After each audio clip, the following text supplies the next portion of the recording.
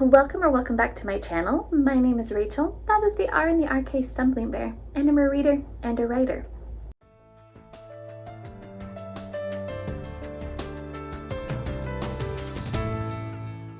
And I'm back to do something a little bit different. Longtime viewers know that I don't talk about the books I DNF because honestly, what would be the point? That's kind of what I've thought in the past. But as I have continued on, I thought you might want to know why books don't work for me, especially when you might otherwise think that they would. Some of these books are on my Uno TBR, and I'm not going to do a review saying why I DNF'd them. So this is kind of how you find out that I DNF'd those books, I guess.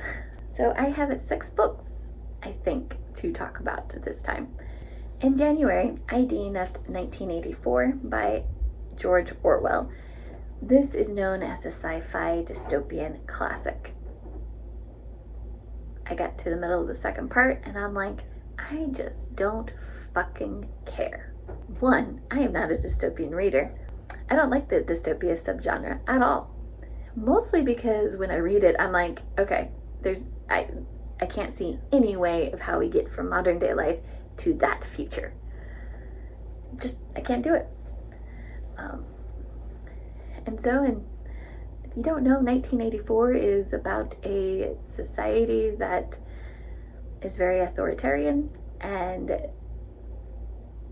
there are different castes. And if you're in the well-to-do caste, your time is very much monitored. Like, they can view you through your TV, they can tell you when it's time to exercise, they can basically tell you what to think and feel and who to marry, all of that. And what I found interesting is there is another caste who just gets to choose whether to live their lives. They are known as, I think they're called like the proletariats, but they're considered a lesser class of people, but they're not being monitored in the same way because they're not considered important. And so the main character has decided to be subversive and meet somebody else to be subversive with, and once one person gets caught, everybody is going to rat out each other. Again, I'm just like, this is dumb. Like, all the ways in which they're trying to rebel just make me think of teenagers, and these are all supposed to be adults in their 40s, 30s, and I'm like, no, no.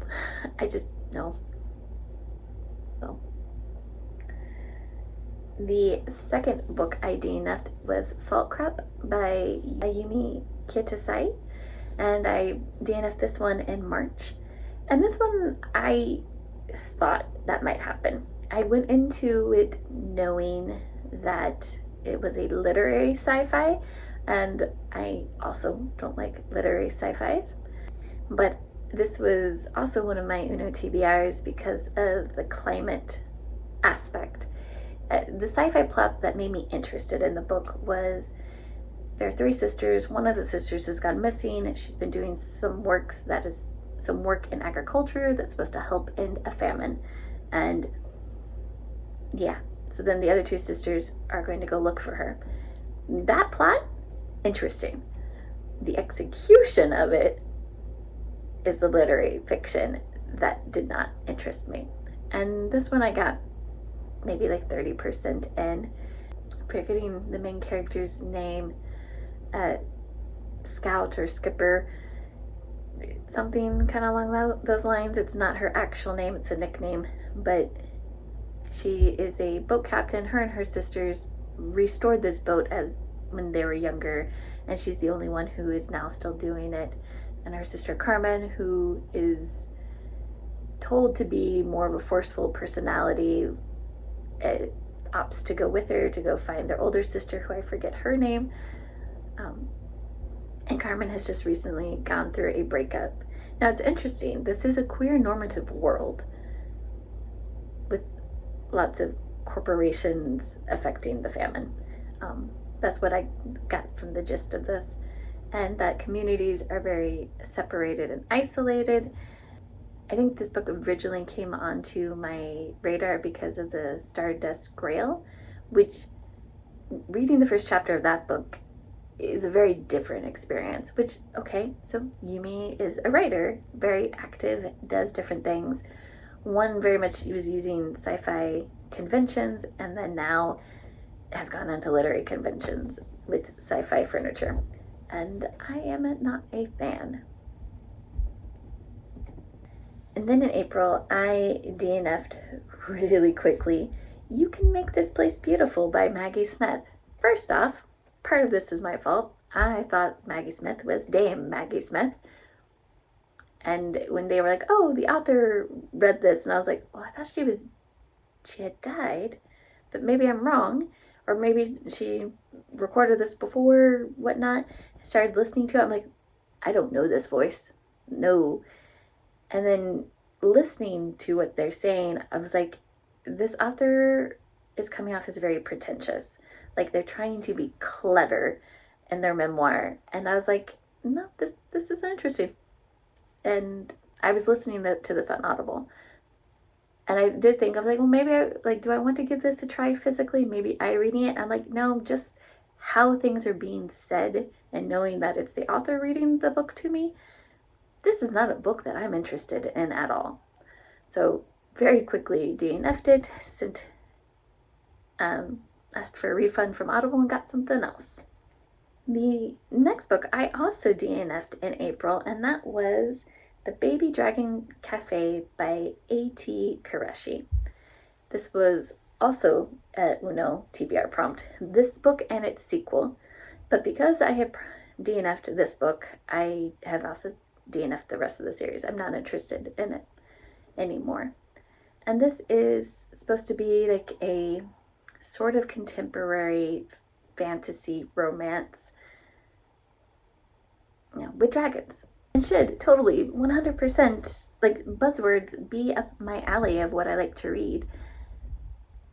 But the pacing for me was just off.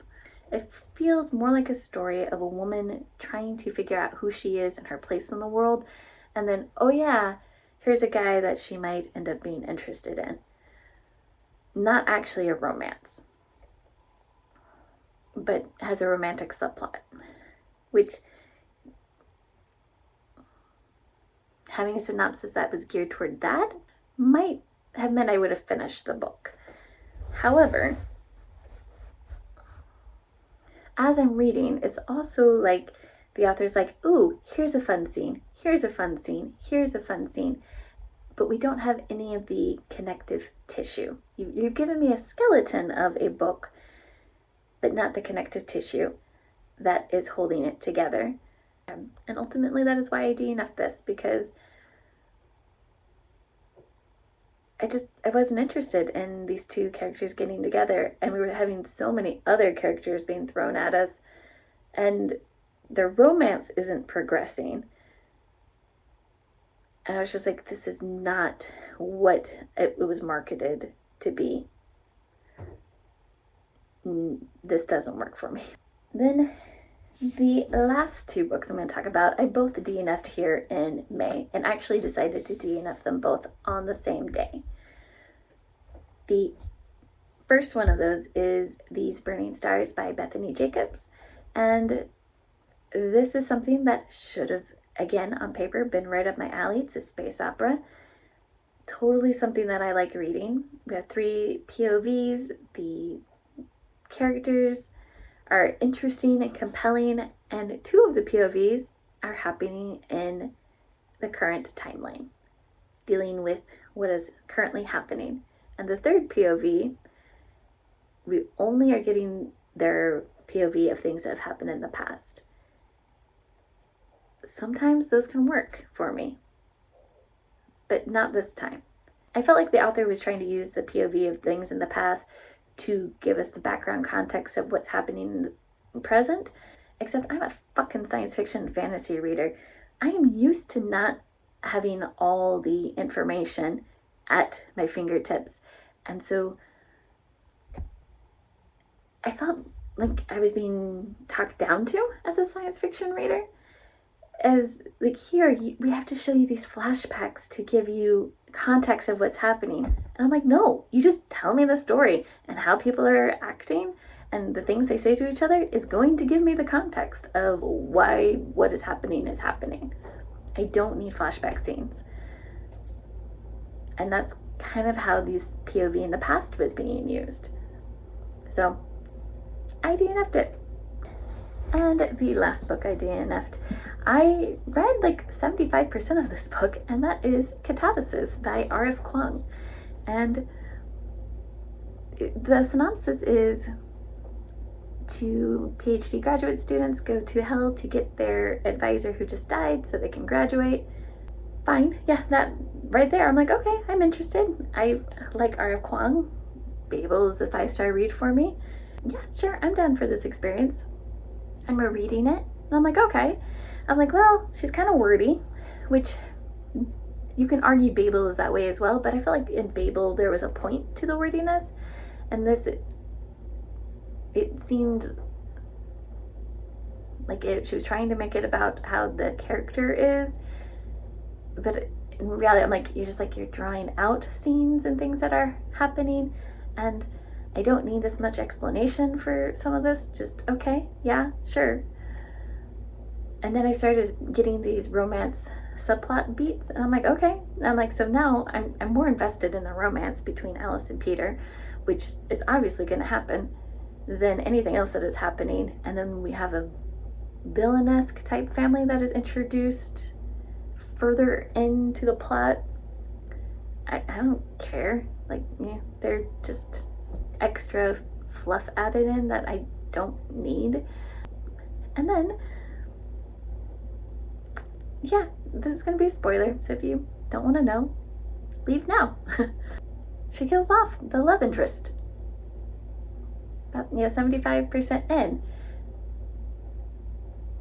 And I'm like, no, that was the whole reason why I was continuing to see that, the progression of that relationship, and now that relationship is gone, I don't really care, like, about Alice figuring out that she's in a toxic relationship with her advisor, and that all this abuse about academic settings, I don't care. Like, I read a little bit farther, and I'm like, and now we're at another place, and I'm like, oh, you're just adding more fluff into this book now. And I was like, I'm done. But in this case, I didn't want to know how it ended, so I skipped to the end. I'm like, okay, Peter comes back.